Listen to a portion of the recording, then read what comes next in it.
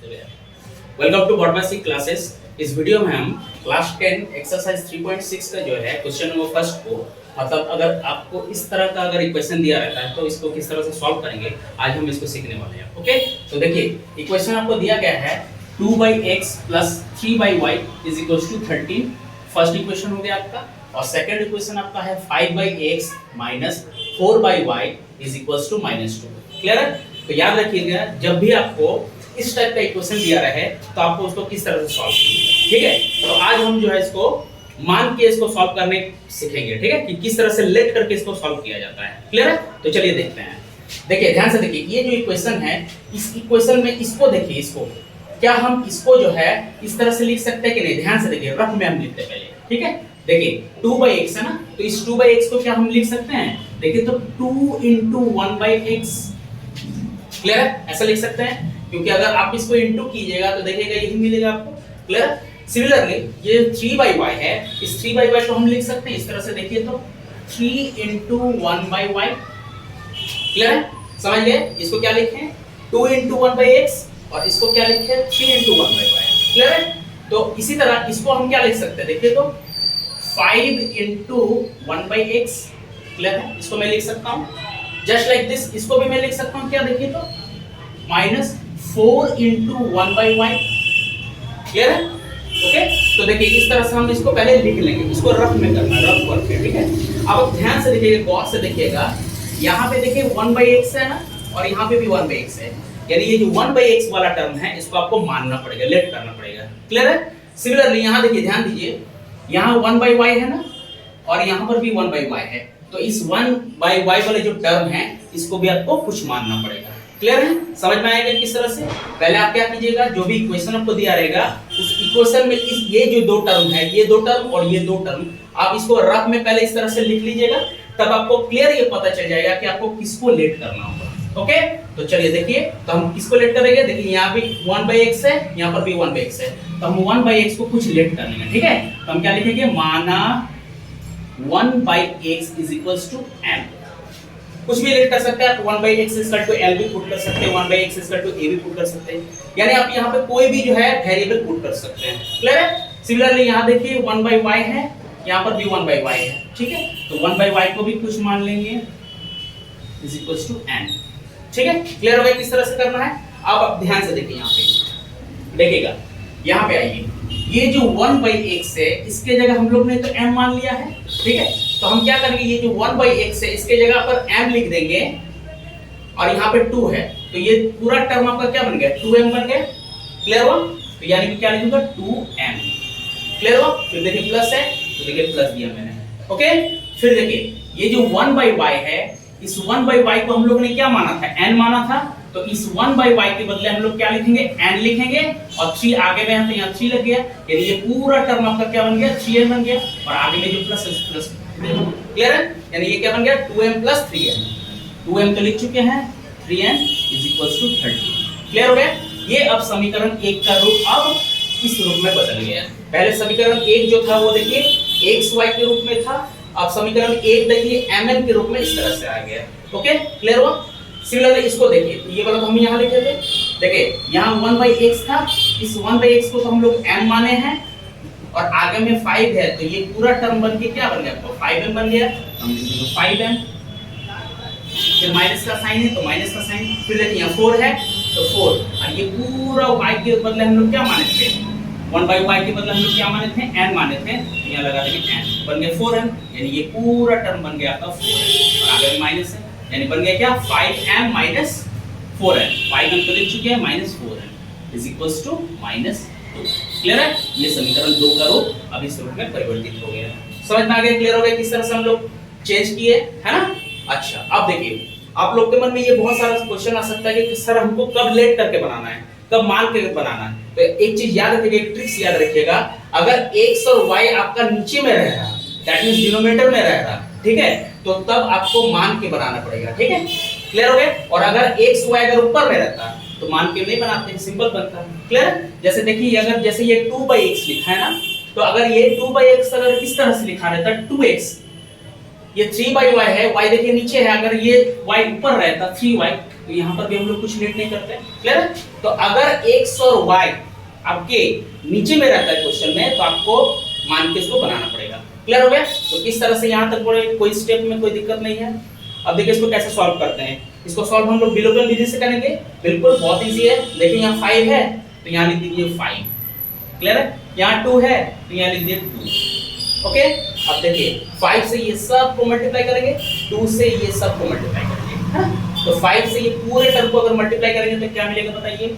5 3 या 10m plus 5 3 या 15m और ये हो गया 65। ठीक है? इस तरह ये सब को इंटू करना है, किससे? 2 से इंटू करना है ना? तो देखिए 2 से जैसे इंटू करेंगे तो क्या मिलेगा? 10m minus 8n is equal to -4। Clear हो गया? है ना? अब देखिए साइन चेंज करते हैं हम लोग, है ना? तो यहाँ प्लस है तो यहाँ माइनस, यहाँ माइनस है तो यहाँ प्लस, यहाँ माइनस है तो यहाँ हो गया प्लस। क्लियर है? साइन चेंज कब करते हैं हम लोग, इसको भी जान लीजिए। अगर जो इक्वल हम लोग किए, जिस भी दो टर्म हम लोग इक्वल किए, उसका अगर दोनों का साइन सेम रहेगा तो हमको साइन चेंज करना पड़ेगा। जैसे देखिए आप ध्यान दीजिए यहाँ पे, इसको जरा से मैं इरेज करता हूँ। देखिए यहाँ 10m और 10m इन दोनों को मैंने बराबर किया ना। देखिए इस 10m का साइन क्या है? प्लस, इस 10m का साइन है क्या? प्लस, यानी दोनों का सेम साइन है। तो जब भी दोनों का सेम साइन रहेगा तो याद रखिएगा साइन चेंज करना पड़ेगा हमको। ठीक है? याद रखिए साइन अगर सेम रहेगा, सेम साइन अगर रहेगा, ठीक है, एक ही जैसा चिन्ह रहेगा तो साइन क्या करना पड़ेगा? चेंज करना पड़ेगा। क्लियर? चेंज करना पड़ेगा, है ना? और अगर मान लीजिए ये प्लस में होता और ये माइनस में होता, यानी अगर अलग अलग साइन में होता दोनों, तो अगर अलग अलग साइन में अगर रहता, अलग अलग साइन में रहता तो हम साइन चेंज नहीं करते। इस चीज को याद रखिएगा। क्लियर है? अगर सेम साइन में है, सेम साइन में यानी दोनों अगर प्लस प्लस में हो या दोनों माइनस माइनस साइन में हो, तो उस केस में हमको साइन को चेंज करना पड़ता है। और अगर दोनों अलग अलग साइन में हो, दैट इज एक प्लस में हो और एक माइनस में हो, तो हम वहां पे साइन चेंज नहीं करते हैं। क्लियर हो गया? तो साइन चेंज कब करना है समझ आ गया आपको? देख सकते हैं इसका साइन है प्लस, इसका साइन है प्लस। मैंने जिसको बराबर किया, जिन दो टर्म को मैंने बराबर किया, उन्हीं दो टर्म के साइन को देखना होगा आपको। मैं इन दोनों के साइन को नहीं देखूंगा क्योंकि ये दोनों तो अलग अलग है ना। मैंने अभी जिसको बराबर किया, जैसे देखिए ये 10m है, ये भी 10m है, इन दोनों के साइन को मैं देखूंगा। क्लियर हो गया? तो इसका साइन क्या है? प्लस, इसका साइन है प्लस, यानी सेम साइन है, तो सेम साइन होगा तो साइन चेंज करना पड़ेगा। क्लियर हो गया? तो देखिए साइन चेंज करते हैं। अब साइन चेंज किसका करते हैं? जो नीचे रहता है उसका साइन को चेंज करते हैं। यहाँ देखिए इसका साइन क्या है? प्लस, तो यहाँ हो गया माइनस, यहाँ माइनस, यहाँ प्लस, यहाँ माइनस है तो यहाँ हो गया प्लस। अब ये देखिए कट गया। ठीक है? अब देखिए अब इसका साइन प्लस हो गया। देखिए तो प्लस प्लस प्लस हो गया, यानी ये दोनों को ऐड करना होगा तो ये कितना आएगा? इस तरह से 3 मिलेगा 2 23n, और ये देखिए प्लस प्लस प्लस हो गया, ये हो गया 69। क्लियर है? तो n इक्वल टू यहाँ से क्या निकल गया? 69। इस 23 को उधर शिफ्ट करेंगे तो मल्टीप्लाई है तो डिवाइड में हो गया, है ना? अब ये देखिए 3 का टेबल से ये दोनों कैंसिल आउट हो जाएगा, तो n आपका निकल गया 3। क्लियर है? अब इस n के वैल्यू को जो है हम सब कोई भी क्वेश्चन में पुट कर देंगे। ठीक है? 1 और 2 में। क्लियर है? तो हम क्या लिखेंगे? n का मान समीकरण 1 में रखने पर। क्लियर है? हम कोई भी क्वेश्चन में रख सकते हैं, कोई भी समीकरण में हम n का मान को रख सकते हैं। इस चीज को याद रखिएगा। ठीक है? तो चलिए मैं 1 में रख रहा हूं, तो देखिए 2m है तो 2m लिख दिया, प्लस देखिए 3n है तो 3n का तो मान हम लोग निकाल चुके थे 3, तो इस n के जगह पर हम 3 रख देंगे, और ये दोनों इनटू में था इसलिए 3 into 3 लिखे यहाँ पे। 3 इस 3 को मैंने 3 लिखा, तो ये जो n का वैल्यू 3 आया था उसको मैंने लिख दिया, दोनों को इनटू के साइन में हम लोग इसको लिख दिए। क्लियर है? बराबर 13 है तो 13 लिख दिए। तो ये कितना आ गया? 2n is plus 3 3 या 9 इक्वल्स टू 13। क्लियर है? तो 2n इस 9 को उधर शिफ्ट करूंगा तो 13 प्लस 9 उधर जाएगा तो आपका क्या आ जाएगा? -9। तो 2m is equal to 13 minus 9 that is 4, है ना? तो यहाँ से m is equal to क्या निकलेगा? 4/2। 2 को उधर शिफ्ट करूंगा तो मल्टीप्लाई में है तो उधर डिवाइड हो जाएगा, तो 2 2 या 4। तो यहाँ से m का वैल्यू आपका क्या मिल गया? m का वैल्यू मिल गया आपका 2। क्लियर है? तो m निकल गया आपका 2 और n निकल गया आपका 3। ठीक है? अब थोड़ा सा एक स्टेप आपको करना पड़ेगा, एक प्रोसेस है ना। देखिए क्या करना होगा इसमें, देखिए ये m और ये n जो हमारा निकला है ये हमारा फाइनल आंसर नहीं है। क्यों नहीं है? बिकॉज क्वेश्चन में तो आपको एक्स वाई के टर्म में दिया था क्वेश्चन। हम लोग ने क्या किया था, ये m और n तो हम लोग खुद सेलेक्ट किए थे ना, अपने सेलेक्ट किए थे ना, क्लियर है। इसलिए ये जो m और n आया ये हमारा फाइनल आंसर नहीं है। हमारा फाइनल आंसर क्या होगा, x और y वाला जो आंसर होगा, क्लियर है। तो उसके लिए क्या करेंगे, उसके लिए एक थोड़ा सा स्टेप है ना। देखिए क्या करेंगे इसके लिए, क्या देखिए ध्यान दीजिए, इधर में बना रहा हूं। m हमारा कितना आया था 2, तो m इसका 2 लिख दिया, और n कितना आया था हमारा 3 आया था ना, तो n इक्वल टू मैंने लिख दिया यहाँ पे 3, क्लियर है। अब देखिए m के नीचे हम 1/x लिख सकते हैं, ध्यान से देखिए, तो m के नीचे 1/x, m तो मैंने किसके बदले माना था, 1/x के बदले माना था ना, इसलिए m के नीचे मैंने 1/x लिख दिया, और यहाँ पर 2 है, और इसके नीचे कुछ नहीं तो अपने से 1 डाल दीजिए, क्लियर है।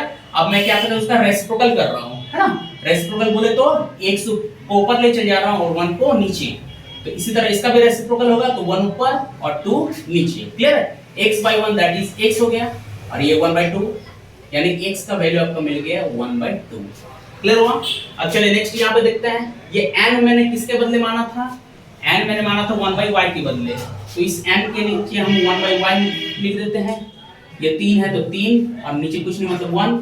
अब देखिए इसका मैं रेसिप्रोकल करता हूं, तो y ऊपर 1 नीचे, यहां से 1 ऊपर 3 नीचे, नीचे देखिए y/1 इक्वल टू y हो गया, और 1/3 का 1/3, यानी ये देखिए इस तरह से x का वैल्यू निकल गया 1/2 और y का वैल्यू निकल गया 1/3। तो इस तरह से जो हम लोग इक्वेशन को सॉल्व करते हैं, ठीक है। तो आई होप आपको मैंने किस तरह से सॉल्व किया आपको समझ में आ गया होगा। चलिए, थैंक यू।